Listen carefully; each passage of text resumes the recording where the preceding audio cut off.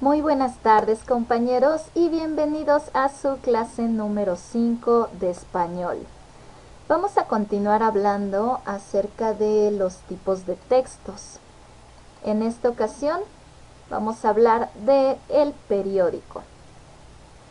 Vamos a comenzar. Todos conocemos lo que es un periódico. Es un medio publicado.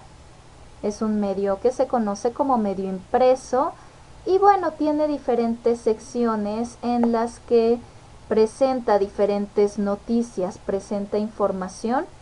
Pueden ser secciones con noticias de deportes, noticias de espectáculos, noticias acerca de la economía, noticias de opinión, a esto se le llama más bien artículos de opinión, más adelante lo vamos a ver, y también contiene información general como anuncios, cartelera, entre otras cosas. Tenemos, bueno, en esta parte que vemos en el gráfico, es un elemento de lo que es el periódico. Se conoce como primera plana, que es la primera página que vemos en el periódico. En esta primera página, en esta primera plana, podemos encontrar las noticias más relevantes. Siempre vienen lo más importantes, que es lo más atractivo, lo que se pretende comunicar a las personas, lo que se considera que es lo más relevante del día. Los elementos que podemos observar son el titular o cabeza, que es pues tal cual el título de la noticia. Recuerden que el título de la noticia es una frase corta, llamativa, que pueda resumir el contenido de la noticia. Y podemos ver pues una fotografía que tal cual resume bueno, nos acompaña a ver gráficamente lo que contiene la noticia.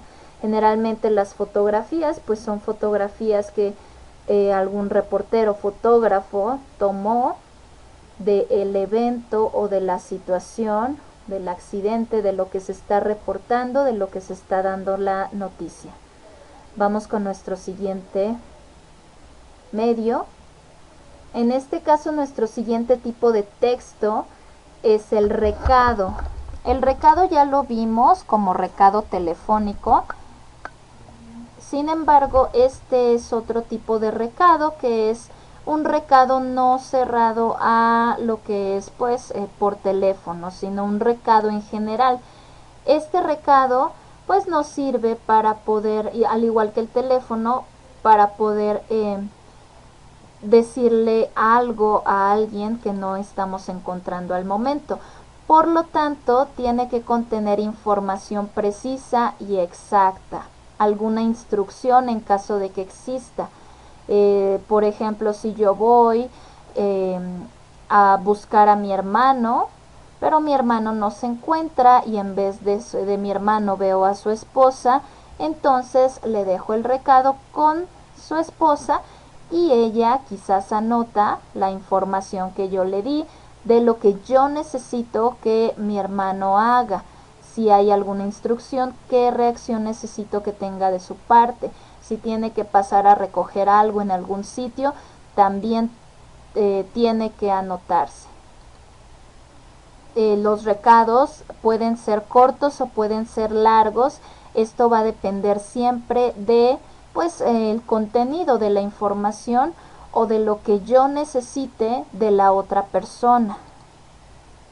Por supuesto, tiene que contener la razón, la tarea y o alerta. Como les comentaba, si yo necesito que mi hermano pase a recoger algún documento de manera urgente, le debo de dar las instrucciones. Quizás para recoger el documento necesitas llevar una identificación, ¿ok? O solo lo puedes recoger antes de cierta hora. Si es una tarea de carácter urgente, tengo que dejar dicho que anoten alguna alerta, que se ponga, por ejemplo, en letras mayúsculas, quizás antes de las 4 de la tarde, o a cualquier hora específica, o que tiene que ser el día de hoy. Otro elemento es que el recado se caracteriza por lenguaje sencillo. Recordemos que vimos atrás cuando revisamos acerca de las cartas formales o los oficios, que en ocasiones necesitamos tener un lenguaje más formal, un lenguaje un poco más profesional. En el caso del recado no es necesario, tenemos que tener un lenguaje simple y sencillo para que pues se entienda fácilmente. Además, el recado debe de incluir la fecha para que nosotros sepamos cuándo fue que esa persona vino a dejarnos este recado, el tratamiento que se le da al destinatario, en este caso, querido hermano. Esto pues es por una cuestión de etiqueta de cortesía. Si no es mi hermano y por ejemplo es un doctor, pues decirle doctor López, por ejemplo, ingeniero Rodríguez, ¿okay? Esa es el tipo de tratamiento que se le da dependiendo la persona que estamos buscando. Tiene que tener despedida, por supuesto, tal cual, con solo decir saludos y nuestro nombre, Jessica. Mis más sentidos, mis agradecimiento quizás, y nuestro nombre para firmar, que eso es nuestro siguiente punto, el nombre y la firma de quien escribe el recado. El recado nosotros lo podemos escribir y llevarlo con nosotros cuando vayamos a buscar a la persona. Si sabemos que nosotros vamos a ir y que no vamos a encontrar a la persona, tenemos que ir con el recado ya preparado, ¿ok? Si por el contrario, pues somos quienes escriben el recado, es decir, una persona llegó a nosotros para poder darnos una instrucción, para que nosotros le demos la indicación a otra persona, es decir, nosotros somos el intermediario que va a hacer llegar el recado, tenemos que saber qué elementos se necesitan para poder escribir el recado. Pasamos a nuestro siguiente tipo de texto. Este tipo de texto es la ficha bibliográfica. ¿Para qué nos sirve una ficha bibliográfica? Es simplemente para poder clasificar algún libro o cualquier tipo de texto impreso. Puede ser un libro, algún reportaje, alguna nota del periódico, un artículo de una revista. Cualquier tipo de texto impreso puede tener una ficha bibliográfica. La ficha bibliográfica contiene pues diferentes datos que son, evidentemente tienen que ser los datos de identificación del texto. En este caso les traje un ejemplo de un libro, que en este caso es El Señor de los Anillos. Tenemos a nuestro autor. El autor siempre va a ir al principio de la ficha bibliográfica y siempre se va a escribir con todas las letras mayúsculas. Va a empezar a escribirse siempre por el apellido, después una coma y después el nombre o bien solamente la inicial. En el caso de que tengamos más de un autor, vamos a ponerlos en el orden en que aparece el autor en la portada del libro. Es decir, primero va el autor que aparece en la portada del libro, después una coma y se van agregando el resto de los autores. Tenemos abajo, se tiene que poner debajo del autor el título del libro. El título del libro siempre de los siempre lo tenemos que poner subrayado. Tiene que ir resaltado. En este caso vemos que apéndices es la colección donde encontramos este libro. Por ejemplo, si nosotros tenemos dentro de la misma colección de apéndices, además del libro del Señor de los Anillos, algún otro libro, supongamos Harry Potter, sería Harry Potter, apéndices.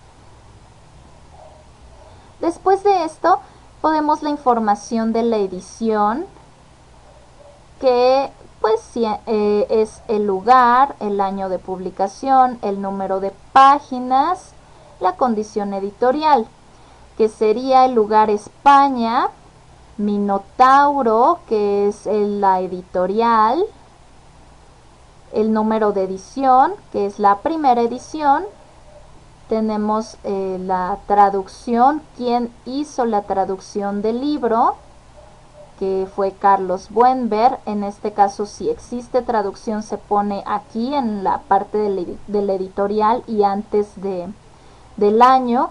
Si no hay traducción y es el idioma original, entonces se omite esta información. Y por último, ponemos el año de publicación. Siempre es el año de la primera publicación, o de la publicación del libro en este caso, perdón, que es 1999, y al final la cantidad de páginas totales del libro, 301 páginas. Esto es una ficha bibliográfica.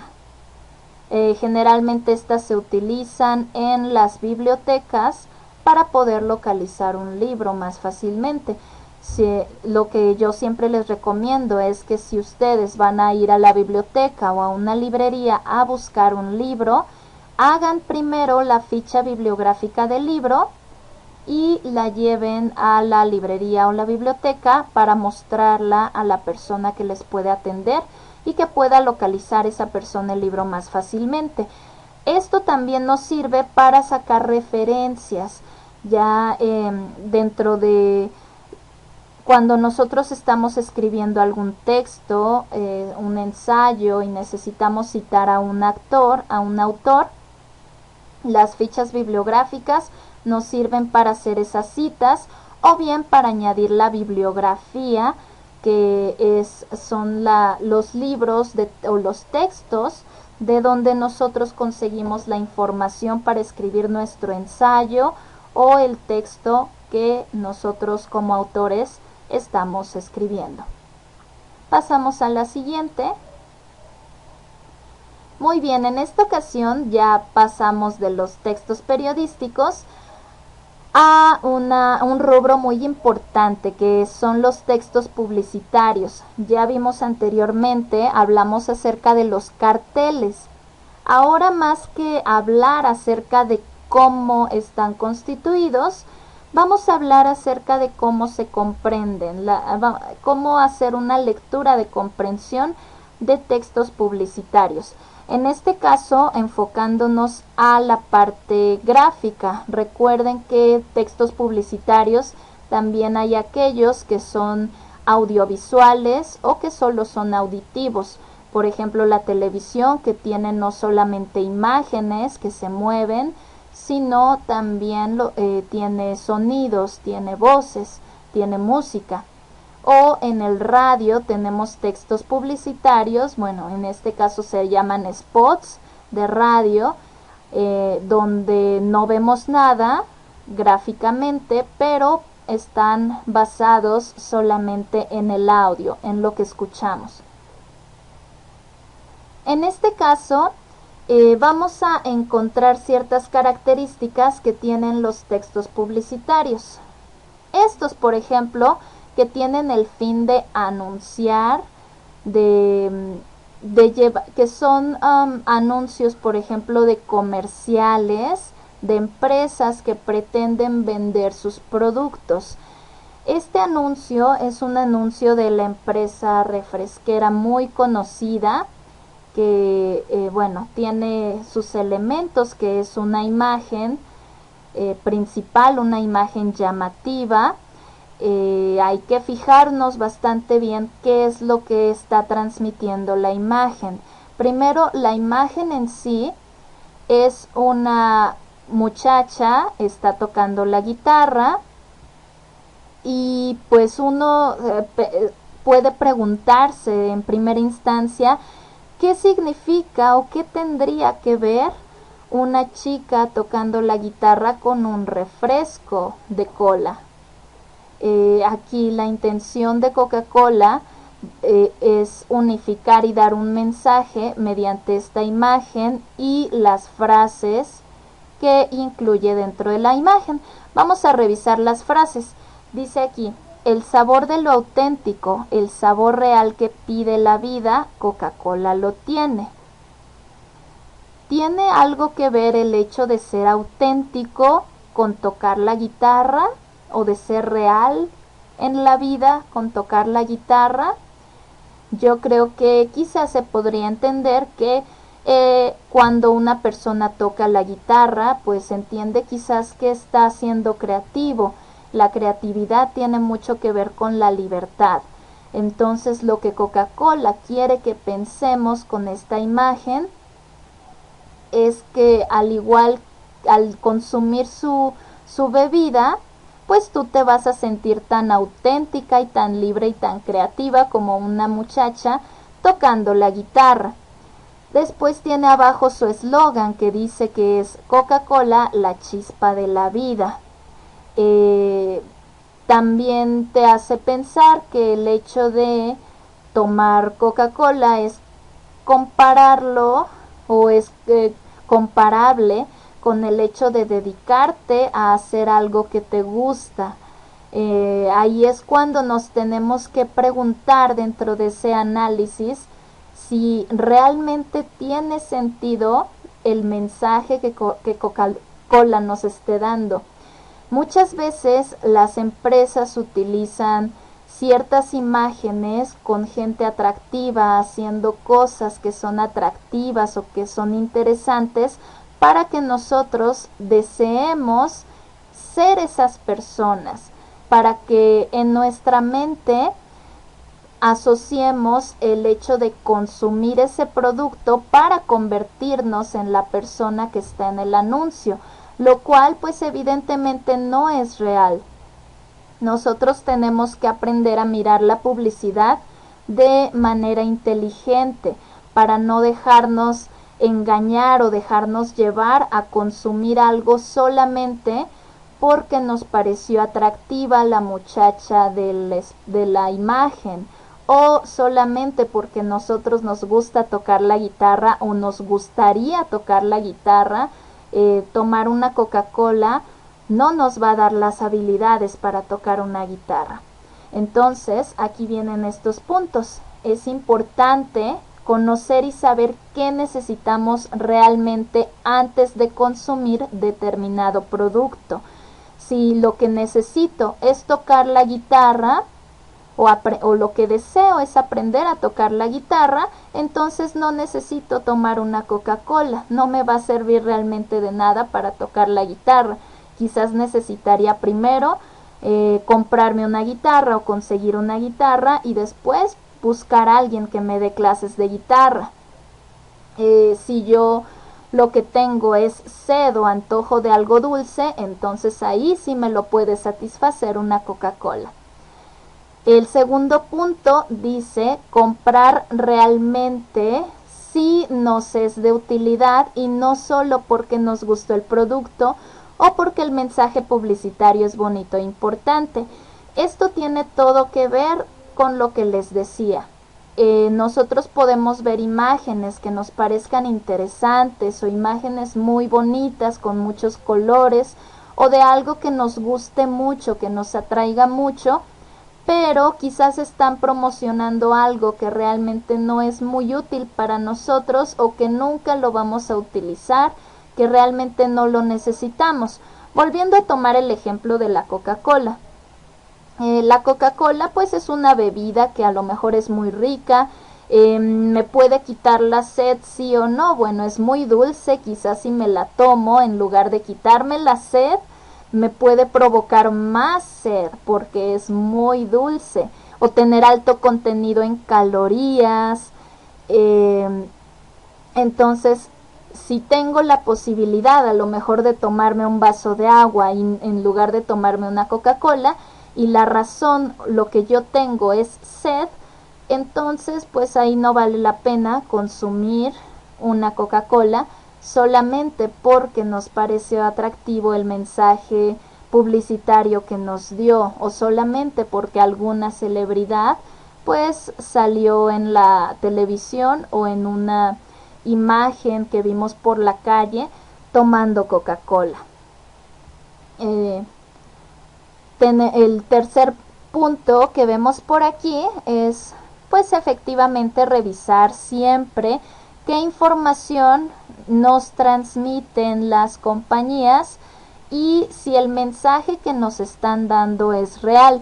Eso nos habla también mucho de la ética que tienen las compañías, de si realmente nos están valorando como consumidores o si nos están viendo la cara, es decir, nos están engañando, nos están haciendo creer algo que realmente no va a pasar, como es el caso de esta imagen.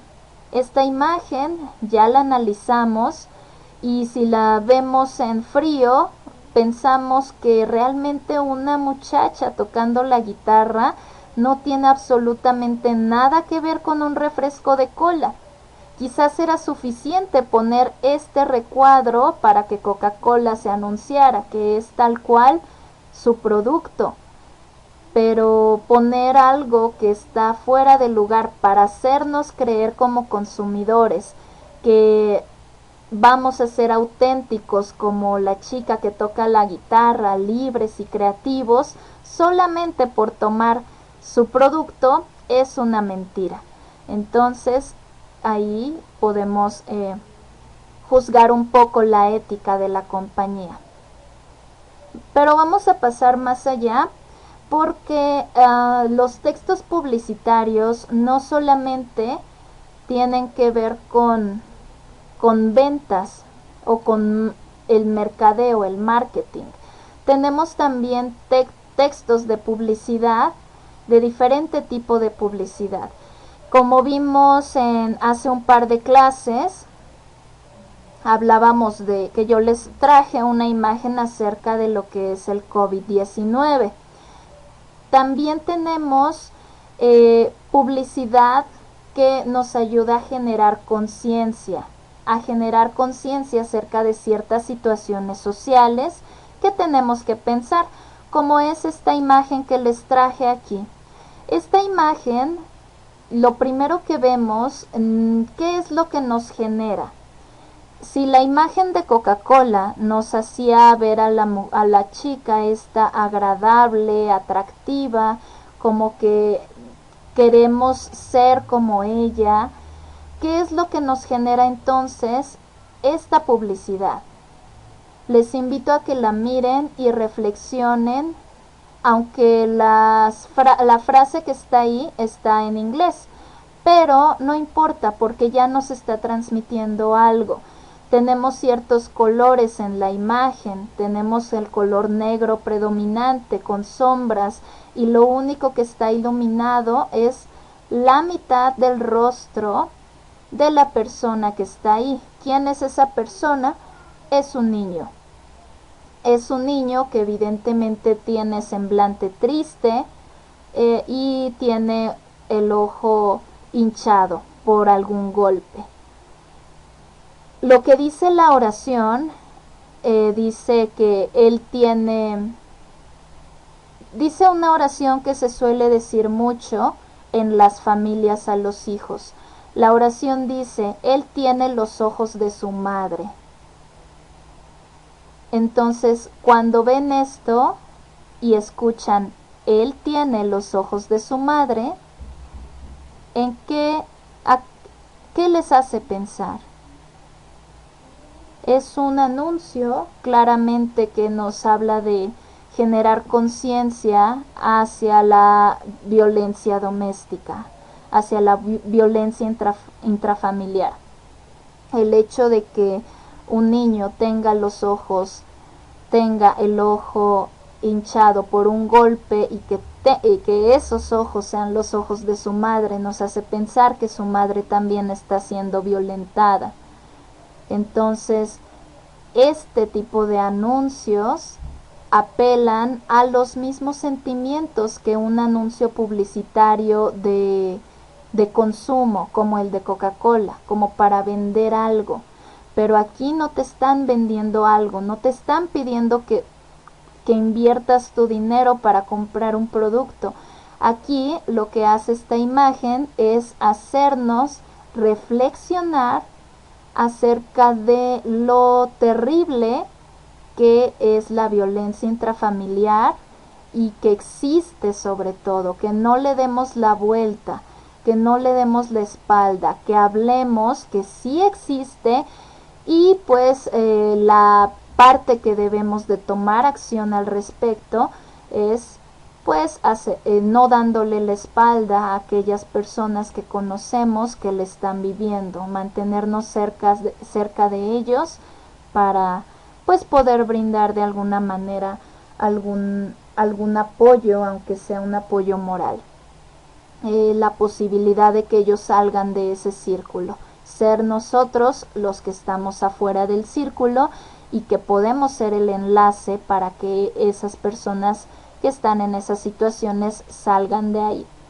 Entonces, vamos a analizar otro tipo de gráfico. Tenemos aquí este texto publicitario o este gráfico publicitario. Estamos viendo el color verde en el fondo y tenemos una mano con un celular que parece que tiene una aplicación que es muy famosa. Aquí tal cual lo dice. Yo creo que muchos de ustedes la han de conocer o la han de haber escuchado. Esta aplicación de juego que se llama Pokémon Go.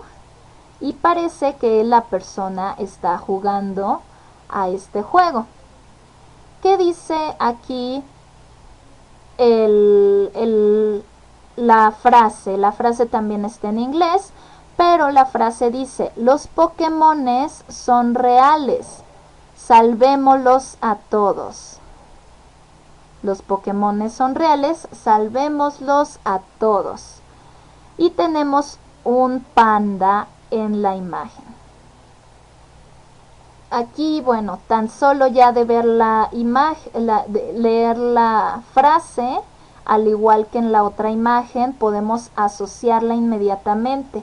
Esta imagen nos invita justamente, es de una asociación que protege al ambiente, que nos invita a reflexionar que los pandas, los osos pandas, son una especie en peligro de extinción y que si nos tomamos el tiempo para poder agarrar nuestro celular y queremos jugar a lo mejor con seres que son virtuales y tenerlos a todos, agarrarlos a todos, coleccionarlos a todos, también podemos reflexionar que hay seres reales que están extinguiéndose, que están siendo exterminados y que nosotros como especie humana predominante podríamos salvarlos a todos al tener conciencia de pues esta situación.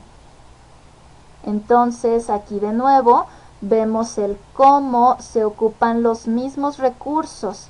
Es muy usual ver en los textos publicitarios utilizar cierto tipo de colores para generarnos emociones. También utilizar cierto tipo de imágenes para mover nuestros sentimientos. O igual utilizar cierto tipo de palabras que nos van a resonar en nuestro subconsciente para generar empatía y que nosotros podamos tomar una acción en relación a lo que estamos viendo. Tenemos por aquí otro ejemplo que habla mucho de la concientización. Ahora en este caso que vivimos lo de la pandemia del 2020, este gráfico publicitario, esta imagen, tiene pues dos textos por aquí. ¿Qué es lo que vemos en primera instancia? vemos un grupo, una fila de cerillos. Los del lado izquierdo están ya quemados. Luego tenemos divididos un cerillo que está sin quemar, está más abajo, rompiendo, dándonos esa sensación de que rompe con la fila. Y el resto de los demás cerillos están también sin quemarse. Ahora, ¿esto qué nos puede decir? O si lo vemos, diríamos, ¿qué tiene que ver esto con la pandemia o el COVID-19? Vamos a leer el texto. Aquí tiene un hashtag. Hashtag yo me quedo en casa. Y dice el texto: sé la cerilla que impida que el virus corra. Por aquí nos falta un acento en la C, pero fuera de eso está bien. Sé la cerilla que impida que el virus corra. Después de leer esta frase ya podemos deducir a qué se refiere todo esto. Todo esto son las personas que quizás no se quedaron en casa y mantuvieron pues ese patrón que quemaron, que propagaron quizás el virus, pero esta cerilla es la que hizo la diferencia. Esta cerilla no siguió acá, evitó los contagios, evitó las quemaduras al quedarse en casa o al alejarse de la zona de contagios, y lo que hizo esta cerilla fue evitar contagios, por lo menos de este lado, hacia estas otras cerillas, o evitar el fuego hacia estas otras cerillas. Pues es un anuncio bastante interesante. Entonces aquí están los puntos de lo que yo les comentaba. También los textos publicitarios buscan remover nuestros sentimientos, nuestras emociones o incluso sensaciones a través de colores, formas y palabras. En el caso de los textos audiovisuales o de la publicidad audiovisual o que solo es auditiva, también lo hacen con sonidos y movimientos. También buscan provocar que el receptor tome alguna acción en relación al mensaje transmitido. Por ejemplo, si nosotros vemos aquí esta imagen, ¿qué es lo que pensamos? Yo quiero ser ese cerillo. Yo quiero ser esa persona que corte con este patrón de cerillos quemados. Por lo tanto, yo me quedo en casa. Y por último, buscan hacer que el receptor, que en el receptor o en los receptores que somos todos nosotros que vemos estos anuncios, nazca el deseo o la necesidad de obtener aquello que se publicita, como lo vimos en el caso de la Coca-Cola. Cuando veíamos que nos nacía el deseo de tener Coca-Cola para que yo pudiera ser o verme como la chica que tocaba la guitarra. Es parte de lo mismo, pero con diferentes finalidades. Vamos a pasar a nuestro siguiente tema, que es la comprensión de textos literarios. Ya vimos gran parte de esto al principio de este módulo en español, entonces es algo que vamos a revisar realmente muy rápido. Lo que necesitamos entender que no hemos visto acerca de los textos literarios es que tenemos que prestar mucho atención al tipo de lengua en la cual están escritos, porque desde ahí nosotros vamos a empezar a analizar de cómo es que vamos a comprenderla. Así como analizamos las imágenes publicitarias, viendo los colores, viendo cada elemento que tiene la imagen, así vamos a analizar los textos literarios. Desde la lengua, ¿en qué idioma está? Está en inglés, está en español, está en francés, portugués, chino, etc. Desde ahí, desde saber la lengua, ya nos podemos dar una idea del origen geográfico donde se generó ese texto literario. Y algo que también funciona mucho, o algo que también hay que tomar mucho en cuenta en un texto literario, es la clase social. La clase social la podemos ver de acuerdo al lenguaje también que se utiliza. Si es un lenguaje muy coloquial o si es un lenguaje muy demasiado formal o quizás que llega a tener muchos tecnicismos. Vamos a verlo de manera más gráfica. Tenemos en este mapa, por ejemplo, todos los tonos más oscuros que vemos en este mapa son de lenguas de países o lugares donde se hablan lenguas conocidas como lenguas romances, que son pues todas aquellas que se denominan del latín, por ejemplo, como el español, las lenguas hispanas. Entonces todo lo que vemos aquí en lo más oscuro son las lenguas romances, y después en el siguiente tono, que es ya un gris, vemos todos los lugares donde la lengua son lenguas germanas, anglosajonas. Entonces vemos que cada origen geográfico que tenemos es importante mencionar que nos marca como sociedad. Es decir, nosotros que vivimos en México y hablamos español latino, tenemos cierta cultura específica. Tenemos, por ejemplo, comemos tamales, atole, pozole, tenemos cierto tipo de fiestas, estamos rodeados de cierto tipo de cuestiones. Por ejemplo, sabemos que aquí en cada esquina casi de cada uno de nosotros podemos encontrar una tienda de abarrotes o un sitio donde venden verduras. Asimismo también tenemos los tianguis, los mercados. Sin embargo, si nosotros nos fuéramos, por ejemplo, a Japón, en Japón no se vive de la misma manera.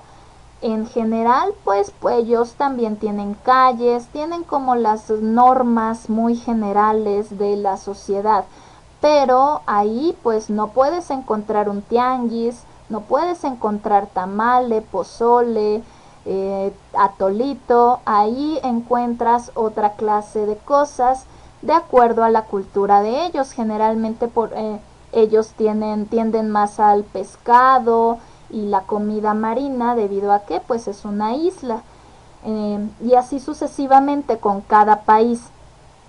Desde ahí, gracias a la lengua en que está escrita un texto literario, nos podemos dar una idea del tipo de cultura o de sociedad que rodea al autor que escribió aquel texto. Hay que tomar en cuenta también que la clase social la podríamos adivinar de acuerdo al tipo de, más allá del idioma, al tipo de expresiones que se ocupan o inclusive de dialectos. Recordemos que los dialectos son lenguas, son como idiomas pequeños o lenguas locales que se hablan en nuestros grupos étnicos, nuestros grupos originarios. Como en México tenemos lo que sería el náhuatl, el chol, mixteco, zapoteco, totonaca, otomí, tzotzil, celtal, maya, mazateco y otros tantos, dando un total de 68 dialectos que tenemos en México, siendo un país sumamente rico en cultura de etnias y en pueblos originarios. Si nosotros vemos entonces que de antemano el texto literario que encontramos o que queremos leer está escrito en alguno de estos dialectos, pues ya sabemos inmediatamente que pertenece a la clase social de los pueblos originarios. Y tenemos la cuestión de los modismos, lo que yo les decía, que son ciertas expresiones que nos dejan ver si hablan de una clase social más baja. Por ejemplo, utilizando fregar, órale, ándale, híjole, chido, gacho, lana, güey, etc. Todos estos se llaman modismos. Esas expresiones que no están en el diccionario necesariamente, pero que utilizamos para hablar con nuestros amigos, con nuestra familia, y que nunca utilizaríamos, por ejemplo, para hablar con nuestro jefe en el trabajo, porque son demasiado coloquiales, pues.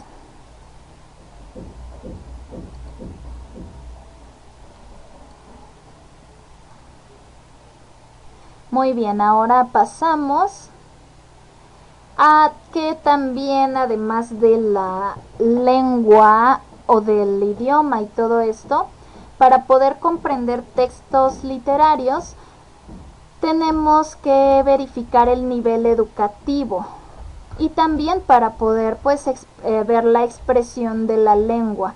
En general, pues dependiendo del nivel educativo va a ser el tipo de vocabulario que nosotros vamos a emplear. Por ejemplo, tenemos el nivel de educación básica. Este nivel de educación básica pues que va desde el preescolar, primaria y secundaria. Nosotros aquí en este nivel podemos tener un lenguaje muy neutro en general, pero pues quizá no va a ser tan amplio en cuanto a poder utilizar varios sinónimos o poder utilizar distintas palabras para decir lo mismo que queremos decir. Si pasamos al siguiente nivel, que es el nivel medio superior, que sería lo que conocemos como la preparatoria, la vocacional, estudiar alguna carrera técnica, etcétera. Con un nivel medio superior, pues ya tenemos un vocabulario que no es tan básico, es quizá un poquito más avanzado, podemos expresarnos un poquito mejor, pero no es un vocabulario profesional. Para tener el vocabulario profesional, por supuesto que necesitaríamos pasar a lo que sería la educación superior. Claro que se puede tener un vocabulario profesional, aunque tu nivel educativo sea solo de educación básica o ni siquiera de educación básica. Lo importante para tener un vocabulario amplio es la lectura. Si nosotros sabemos leer y leemos mucho y todo tipo de textos, mientras más textos leamos y más tipos de textos sobre todo, más nos vamos a enriquecer sin importar nuestro nivel educativo. Podemos llegar a adquirir un nivel de lenguaje del español de una educación superior, esto es, una educación universitaria, licenciatura, ingeniería, etcétera.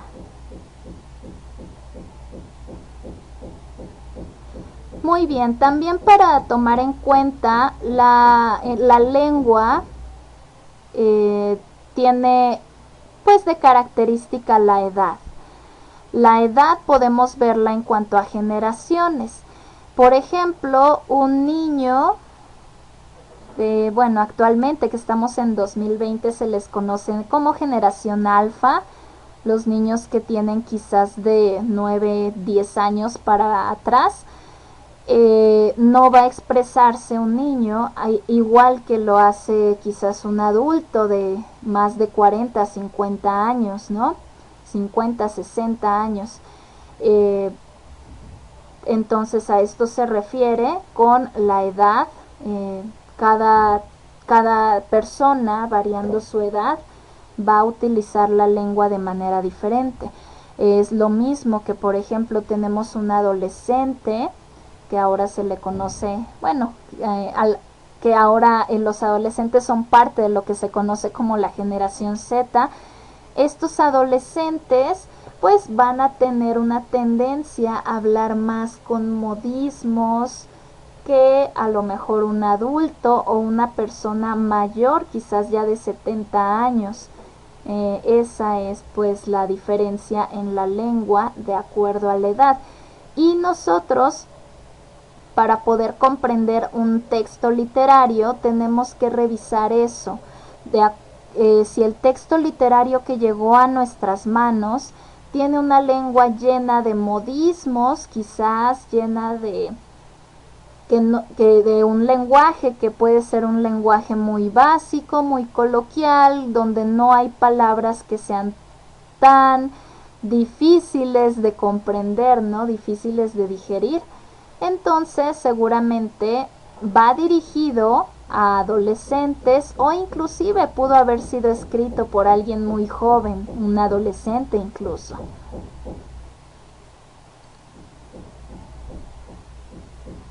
Muy bien, por último, en esta clase vamos a dejar esta recomendación. Lo ideal es que para todos, cuando vamos a escribir un libro, podamos utilizar lo que se llama el español neutro. ¿Por qué? Porque de esta manera todo el mundo va a poder comprendernos, al menos todos los que hablen español, porque así como vimos en el mapa de los orígenes y de los idiomas, hay gente que a pesar de que habla español, tiene diferentes modismos locales. Es decir, en Chile le dicen de una manera distinta ciertas cosas que aquí. Por ejemplo, en España o en Argentina, torta, la palabra torta significa pastel. Y para nosotros en México, torta pues es como una torta, ¿no? Un pan partido a la mitad que tiene comida dentro, eso es una torta. Entonces, por esto es importante que utilicemos un español neutro, sobre todo al escribir un texto literario, si nosotros queremos tener más proyección y que la mayoría de las personas que nos lean nos puedan comprender. ¿Qué es el español neutro? Tan sencillo como decir que es mejor elegir decir papá en vez de decir jefe, mamá en vez de decir jefa, decir haya en lugar de aiga no existe, por cierto, decir llegaste en lugar de llegastes, decir pues en lugar de pos, entre otras palabras. Entonces, por eso es recomendable para que todos nos puedan comprender. Y bueno, pues vamos a pasar a la última parte de la clase del día de hoy.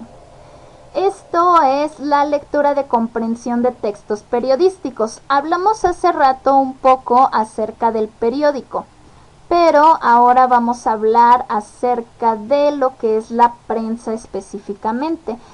La prensa son todos aquellos medios de divulgación. Divulgar es dar a conocer, informar, esparcir la información alrededor de, pues ahora sí que todo el país, el mundo o algún sitio local. A eso se le conoce como prensa, a todos esos medios de divulgación que se encargan de informar sobre los acontecimientos o noticias de dicho lugar. Un ejemplo les traigo de la prensa, es nuestro periódico, que ya lo conocemos más que nunca. Y aquí tenemos por ahí otros detalles. Ya conocíamos, por ejemplo, la cabeza, que es la noticia principal. Aquí siempre va la noticia principal. Recuerden que yo les comentaba que en la primera plana, que es todo esto, en la primera plana del periódico aparecen solo las noticias más relevantes. Sin embargo, la más relevante de todas, la principal, siempre va a ser la que esté aquí arriba. Ya sea que esté aquí, en algunos periódicos la tienen acá, pero la que esté hasta el tope, es decir, hasta la cima de todo, hasta arriba de todo, es la más importante. Después tenemos la subcabeza, que es la que va a venir debajo generalmente. Tenemos la fecha, es muy importante que cada periódico venga con fecha porque recuerden que la mayoría de los periódicos salen a diario. Entonces, pues siempre salen muchísimos y hay que ver las notas del día. O de qué día son más bien las notas que mencionan en ese periódico. Y por último tenemos pues las imágenes, que son las fotografías o grabados. Hoy en día ya no se ocupan mucho los grabados, pero era algo que se ocupaba mucho en el siglo pasado, que pues es un método de impresión. Los grabados es similar al dibujo en relieve, y estos se imprimían junto con las letras. Y tenemos el pie de grabado o pie de foto, que nos da la descripción acerca de dicho grabado o dicha foto, qué es lo que está diciendo, dónde se tomó, quiénes están en la foto, ese tipo de cuestiones. Ahora hay que aprender también a diferenciar el periódico de la noticia, por ejemplo. El periódico es el medio en sí de divulgación. El periódico es parte de la prensa. La prensa también son los noticieros, por ejemplo, o los noticieros de radio, los noticieros de televisión. El periódico es parte de la prensa. Una revista también es parte de la prensa, es decir, es un medio de divulgación. Pero si el periódico es un medio de divulgación, ¿qué es la noticia? La noticia es aquello que está dentro del periódico también. Es aquello que puede ser un reportaje, un artículo, alguna entrevista, quizás algo que nos da información acerca de algo que está ocurriendo. Entonces, generalmente, ya lo vimos también en alguna clase anterior, las noticias nos responden a ciertas preguntas que son qué, quién, por qué, cuándo, dónde, etcétera. Muy bien, ahora tenemos el noticiero, que es algo diferente de periódico, diferente de noticia y diferente de la prensa. Un noticiero también es parte de la prensa, como les comentaba, pero este noticiero no es un medio impreso como el periódico. No es en papel impreso para leer. El noticiero se encuentra en los medios audiovisuales, como es en el radio o bien en la televisión. Y en el noticiero generalmente, más bien también se dan noticias de diversos tipos de noticias, pero en lugar de ser leídas, porque al no ser impreso no las podemos leer, alguien más nos las narra, nos las relata. Luego tenemos un reportaje. El reportaje es similar a la noticia.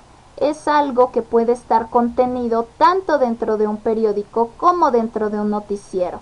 Y es un reportaje, es digamos que un relato, una narración acerca de una noticia. ¿Qué fue lo que ocurrió? Responde también a las mismas preguntas de qué ocurrió, cuándo ocurrió, cómo ocurrió, aunque no es necesario que sea reciente. Por ejemplo, la noticia se le llama noticia porque generalmente es algo novedoso, algo nuevo, algo que recién acaba de ocurrir. El reportaje no solamente puede ser de algo que acaba de ocurrir. Se puede hacer un reportaje de cualquier cosa, de algo que ocurrió en el pasado, de alguna predicción que se puede hacer para el futuro. El reportaje es tal cual un texto que lleva una temática y una investigación acerca de cierta temática, que bien puede ser alguna temática de actualidad, como la noticia, o cualquier otra temática. Tenemos también la entrevista. La entrevista la podemos ver dentro del periódico o dentro del noticiero también. Una entrevista es básicamente un diálogo entre dos personas. Una pregunta, la otra responde. Generalmente la entrevista se hace a alguna persona que pueda tener algo interesante que decir, digamos de interés común. Y pues la persona que hace la entrevista se encarga de buscar obtener la información más importante o más interesante que la persona entrevistada pueda dar. Tenemos siguiente la crónica. Una crónica es un relato también de algún acontecimiento en específico. Digamos que una crónica es como una noticia porque también nos cuenta qué pasó, quién fue, cuándo ocurrió, dónde ocurrió, por qué, etc. Pero la noticia es objetiva, la crónica no es objetiva. Recuerden que objetivo quiere decir que en la noticia tú solo das la información de los hechos, nada más respondes a las preguntas, pero no das tu opinión. En la crónica sí das tu opinión, estás dando un relato de los hechos que ocurrieron. Estás relatando de manera que puede parecer inclusive literaria, como un relato literario, como si tú fueras parte de la noticia o como si tú la hubieras visto y lo hubieras sido testigo de ello. Y generalmente, mediante este lenguaje, expresa su opinión. Tenemos los artículos de opinión.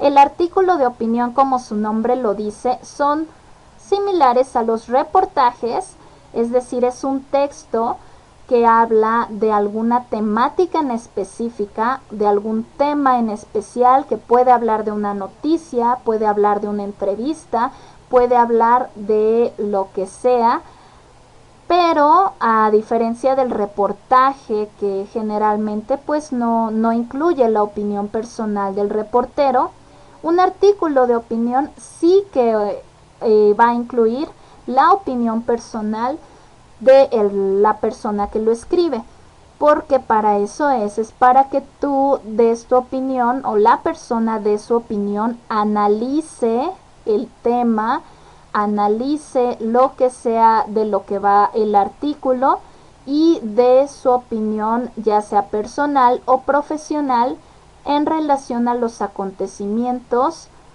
que ve ahí en ese artículo. Y por último tenemos la editorial. La editorial en general, más que ser digamos un elemento que puede ser contenido en el periódico, en noticiero, como lo que ya hemos visto, es también un medio, es también parte de la prensa.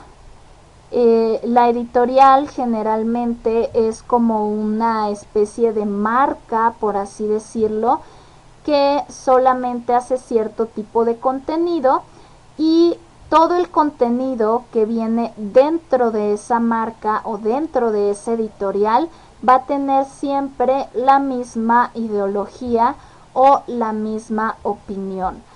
Supongamos, por ejemplo, pensemos quizás en estas empresas como por ejemplo Televisa. Televisa, que es esta empresa de televisión, todo su contenido editorial tiene el mismo tipo de pensamiento, nos habla de lo mismo. Todos sus programas, a lo mejor matutinos, de la tarde, de la noche, todos hablan de lo mismo. Su contenido de sus telenovelas, todo, absolutamente todo lo que viene dentro de Televisa, de sus programas, todos mantienen como la misma línea de mensaje hacia su público. Ese es un editorial. Y bueno, pues finalmente hasta aquí llegamos con nuestra clase del día de hoy. Como siempre, les agradezco por haberme escuchado. Espero que les haya parecido interesante la clase y nos vemos para la clase número 6. Hasta luego.